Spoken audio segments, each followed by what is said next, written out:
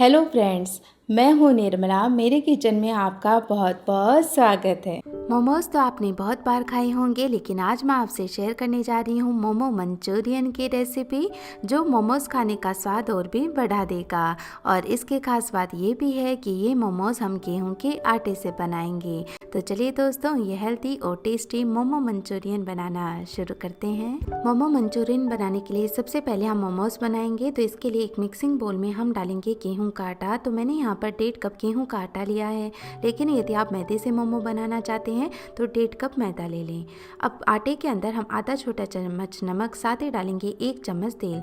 ज़्यादा तेल का इस्तेमाल यहाँ पर नहीं करना है।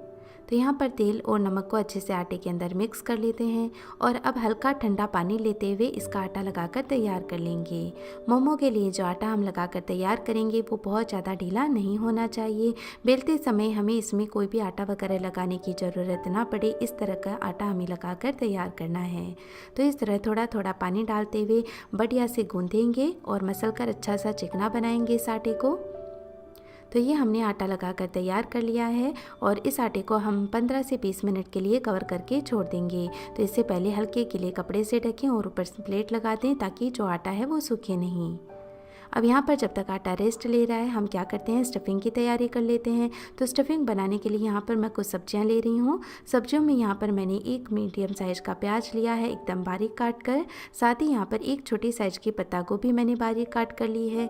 2 छोटी साइज़ की गाजर कद्दूकस करके लिए हैं। 1/4 कप हरी प्याज के पत्ते मैंने लिए हैं। साथ ही लिया है 1 इंच अदरक का टुकड़ा, जिसे भी मैंने एकदम बारीक काट लिया है। 9-10 लहसुन की कलियाँ हैं, इसे भी बारीक काट कर लिया है। और 1 से 2 बारीक कटी हुई हरी मिर्च है। तो यहाँ पर मैंने इन सब्जियों का इस्तेमाल किया है। इसके अलावा भी यदि आपको कोई सब्जी पसंद है तो वह ऐड कर सकते हैं, या इनमें कोई पसंद नहीं है तो उसे स्किप कर सकते हैं। तो यहाँ पर सारी सब्जियों को अच्छे से मिक्स कर लिया और सिंपली इसके अंदर नमक और काली मिर्च का पाउडर हम ऐड करेंगे, क्योंकि हम बनाने वाले हैं मोमो मंचूरियन और उसके सॉस में ऑलरेडी काफ़ी सारे फ्लेवर्स होंगे, तो इसमें अभी हम बहुत ज़्यादा फ्लेवर्स ऐड नहीं करेंगे। तो ये हमारी स्टफिंग भी बनकर तैयार हो चुकी है और आटा भी रेस्ट ले चुका है। तो एक बार फिर से हम इसे मसल कर थोड़ा चिकना बना लेते हैं और एकदम छोटी छोटी लोई इससे तोड़ लेते हैं। इतने आटे से लगभग 14 से 15 मोमोज बनकर तैयार हो जाते हैं। तो यहाँ सारी लोइयों को मैंने तोड़ लिया है और अब हम इन्हें बेलना स्टार्ट करते हैं। तो एकदम छोटी सी लोई हम लेंगे और लगभग पूड़ी के साइज का ही हम इसे बेलेंगे, लेकिन पूड़ी थोड़ी मोटी होती है, हमें इसे एकदम पतला रखना है। तो एकदम पतला मैंने इसे बेला है और बेलते समय कोई भी आटा या तेल वगैरह कुछ ना लगाएं। तो यहाँ पर मोमो भरने के मैं आपको 2 तरीके बताऊंगी जो सबसे ज़्यादा आसान है। तो पहला तरीका ये है कि ये जो स्टफिंग है उसके एक हिस्से में लगा दें, यानी ये जो पूरी हमने बेली है इसके एक साइड में हम स्टफिंग रख देंगे और इसे ऐसे पलट देंगे। इसे ऐसे चिपका देते हैं, पानी वगैरह कुछ भी लगाने की ज़रूरत नहीं है, आराम से ये चिपक जाएगा। अब इन 2 कॉर्नर्स को उठाते हुए हम ये 2 कॉर्नर्स एकदम बीच में ले जाते हुए एक दूसरे से चिपका देंगे। तो ये देखिए, ये बहुत ही आसानी से चिपक जाता है। तो ये हमारी पहली शेप है मोमो की, जो सबसे ज़्यादा आसान है। और एक और आसान मैं तरीका आपको बताती हूँ मोमो भरने का। तो दोबारा हम उसी साइज़ की पूरी बेल लेते हैं। तो दोबारा देखिए, मैंने इसे एकदम पतला रखा है और बीच में हम इसके स्टफिंग डालेंगे। मोमोज़ की स्टफिंग बनाते समय जो सब्जियों का पानी है वो नहीं निकालें। यदि उन्हें बहुत ज़्यादा बारीक नहीं करेंगे तो इनमें ज़्यादा पानी भी नहीं निकलेगा, और यदि आप पानी निकाल देते हैं तो फिर जब मोमोज़ स्टीम होंगे तो सब्जियां स्टीम नहीं हो पाएंगी, वो अपने ही पानी के कारण स्टीम होती हैं। इसलिए इस बात का ज़रूर ख्याल रखें। और देखिए, दूसरे तरीके में ये है कि बस इस तरह सलवटें डालते जाएँ और एक तरफ इन्हें इकट्ठा करते जाएँ। तो इस तरह एक के बाद एक मैंने इस तरह से सलवटें डाल ली हैं और अब हम इन्हें एकदम बीचों बीच ऐसे इकट्ठा कर लेंगे। तो बहुत ही आसान है ये तरीका। तो एक बार जब सारी सलवटें ऊपर की तरफ आ जाएं तो हम एक डायरेक्शन में इसे घुमाएंगे। तो इस तरह ये जो सलवटें हैं ये और भी अच्छी शेप ले लेंगी। ऊपर का जो हिस्सा है इसे हम तोड़ देंगे। तो ये भी मोमोज़ बनने का बहुत ही आसान तरीका है और इसमें स्टफिंग भी भरपूर मात्रा में होती है, आटा बहुत ही कम मात्रा में होता है। देखिए कितना सुंदर मोमो भरकर तैयार हुआ है। तो इसी तरह से कुछ मोमोज़ मैं भरकर तैयार कर लेती हूँ। तो ये कुछ मोमोज़ मैंने भरकर तैयार कर लिए हैं। अब हम इन्हें स्टीम कर लेंगे। तो यहाँ पर स्टीम करने के लिए मैंने इलेक्ट्रिक कुकर के अंदर पानी डाल दिया है। इलेक्ट्रिक कुकर की जगह आप कोई भी कढ़ाई पतीला ले सकते हैं और उस पर स्टैंड रख दें। स्टैंड के ऊपर हम जाली लगा देंगे तो वो भी इजीली स्टीम हो जाते हैं। पानी गर्म हो रहा है, तब तब तक जो स्टीमर प्लेट है उसे हम तेल से ग्रीस कर लेते हैं। तो कोई भी आप प्लेट लें उसे तेल से ज़रूर ग्रीस करें ताकि जो मोमोज़ हैं वो चिपके नहीं। तो अब एक एक करके हम ये मोमोज़ रख देंगे, बीच में थोड़ा गैप रखेंगे। तो यहाँ पर जितने मोमोज़ आए हैं वो मैंने इसमें रख दिए हैं। बाकी मोमोज़ हम बाद में स्टीम कर लेंगे। तो जब ये मोमोज स्टीम होंगे हम दूसरे मोमो भरकर तैयार कर लेंगे। अब इन मोमोज़ को हम इस इलेक्ट्रिक कुकर में रखेंगे। पानी गर्म हो चुका है और 15 से 20 मिनट के लिए इन्हें स्टीम करेंगे। यदि आप मैदे के मोमोज़ बना रहे हैं तो उन्हें 10 से 12 मिनट के लिए स्टीम करें, लेकिन हम आटे के बना रहे हैं तो 15 से 20 मिनट के लिए इन्हें स्टीम कर लेंगे। तो देखिए मोमोज़ काफ़ी अच्छे से फूल चुके हैं और ट्रांसपेरेंट हो गए हैं।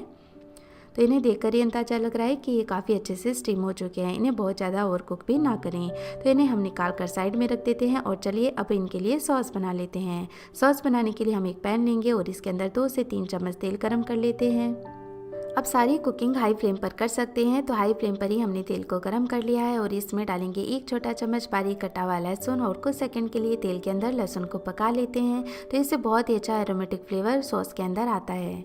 तो कुछ सेकंड लहसुन को पकाने के बाद अब इसके अंदर डालेंगे एक बड़ी साइज का पतला और लंबा कटा हुआ प्याज। इसे भी कुछ सेकंड के लिए हम पका लेते हैं। प्याज थोड़ी ट्रांसपेरेंट हो गए हैं तो अब इसके अंदर 1 से 2 बारीक कटी हुई हरी मिर्च डालेंगे। तो जितना तीखा आप पसंद करते हैं उसके अकॉर्डिंग हरी मिर्च ऐड करें। साथ ही डालेंगे इसके अंदर एक बड़ी साइज की शिमला मिर्च, इसे भी मैंने पतला और लंबा काटा है। तो अब हाई फ्लेम पर इन सब्जियों को हम थोड़ी देर पका लेते हैं। थोड़ी देर पकाने के बाद अब इसके अंदर 1/4 कप हम हरे प्याज डालेंगे, जिसका हमने हरा हिस्सा स्टफिंग में डाल दिया है और इसके ऊपर का सफ़ेद हिस्सा अब डाल देंगे। तो इसे भी इनके साथ पका लेंगे।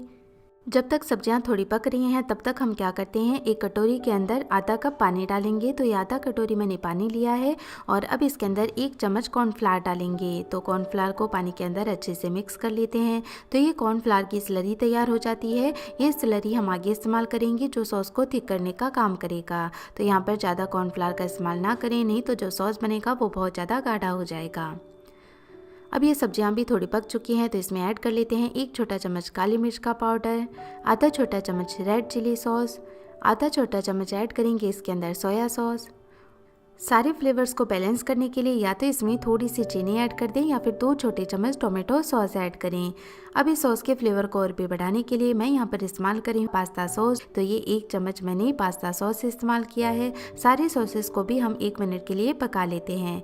अब यदि आप इसमें soya sauce, red chilli sauce, tomato sauce वगैरह नहीं डालना चाहते हैं तो फिर पास्ता सॉस है वो 2 चम्मच ऐड कर दें। सॉसेस हमने पका लिए हैं तो अब इसके अंदर हम डालेंगे कॉर्नफ्लोर की स्लरी। तो एक बार अच्छे से मिक्स कर लें और इसे इसके अंदर ऐड कर लें। ज़रा से इसमें नमक ऐड कर लेते हैं क्योंकि ऑलरेडी सारे सॉसेस में नमक होते हैं। अब इस स्लरी को भी हम 1 मिनट के लिए पका लेते हैं या जब तक ये अच्छे से गाढ़ी ना हो जाए। तो इसे हमने अच्छे से पका लिया है। स्लरी काफ़ी गाढ़ी हो गई है तो अब ज़रूरत के अनुसार हम इसमें पानी और ऐड कर लेंगे। थोड़ा सा पानी और ऐड करने के बाद इसे भी हम अच्छे से पका लेते हैं। तो इसे तब तक पकाएं जब तक कि इसमें अच्छा सा ग्लेज ना आ जाए और जो सॉस हमने तैयार किया है उसका कलर लाइट रेड ना हो जाए। तो देखिए सॉस का कलर कितना सुंदर हो गया है। तो अब इसके अंदर हम डालेंगे 1 चम्मच विनेगर यानी कि सफ़ेद सिरका। तो ये हमें थोड़ा लास्ट में ही ऐड करना है क्योंकि बहुत पहले इसे डाल देंगे तो ये ज़्यादा पकेगा तो कड़वाहट आने लगेगी सॉस के अंदर। कुछ सेकेंड के लिए इसे मिक्स कर लिया है और अब इसके अंदर ये स्टीम किए हुए मोमोज हम ऐड कर लेते हैं।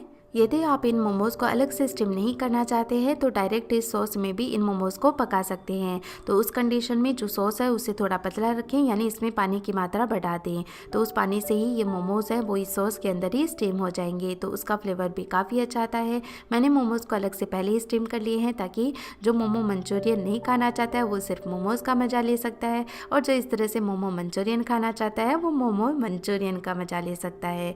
तो सॉस से अच्छे से हमने इन्हें कोट कर लिया है। बस 1-1.5 मिनट के लिए हमें इन्हें पकाना है। तो इस तरह पलट कर भी इन्हें पका लेते हैं थोड़ी देर। तो अंदर से बढ़िया सी स्टफिंग और ऊपर से ये चटपटा सॉस बहुत ही अच्छा लगता है इन मोमोज़ के साथ। तो इसके लिए हमें कोई भी अलग चटनी वगैरह बनाने की ज़रूरत नहीं है। मोमोज़ के साथ चटनी तो हम हमेशा ही खाते हैं। एक बार इस तरह से ये मंचूरियन सॉस बनाकर मोमोज़ आप सर्व करें, यकीन मानिए सबको बहुत पसंद आने वाले हैं। तो लास्ट में ये हरे प्याज के पत्ते हम और स्प्रिंकल कर लेते हैं और इन्हें अच्छे से मिक्स कर लेते हैं। तो ये हमारे देखने में बहुत ही सुंदर, बहुत ही ज़्यादा टेम्पटिंग मोमो मंचूरियन बनकर तैयार है। तो चलिए इन्हें गर्मा गर्म हम सर्व कर लेते हैं। तो देखने में ये मंचूरियन सुंदर भी बहुत लग रहे हैं। तो जब भी आप किसी गेस्ट के सामने या ऐसे भी फैमिली के सामने सर्व करेंगे तो देखते ही ये सबको भा जाएंगे। तो ये सॉस ऊपर से इसके ऊपर और डाल लेते हैं हम। तो दोस्तों मैं आपसे रिक्वेस्ट करती हूँ कि आप एक बार ज़रूर से ये मोमो मंचूरियन की रेसिपी ट्राई करें और कैसे बने मुझे कमेंट करके ज़रूर बताएं। अगर आज की ये रेसिपी आपको पसंद आई हो तो प्लीज़ आप मेरी वीडियो को लाइक करें। साथ ही मेरी ऐसी और भी रेसिपीज़ देखते रहने के लिए चैनल को सब्सक्राइब करना भी ना भूलें। मैं फिर से मिलूँगी आपको एक ऐसी और नई रेसिपी के साथ। तब तक के लिए टेक केयर, बाय बाय।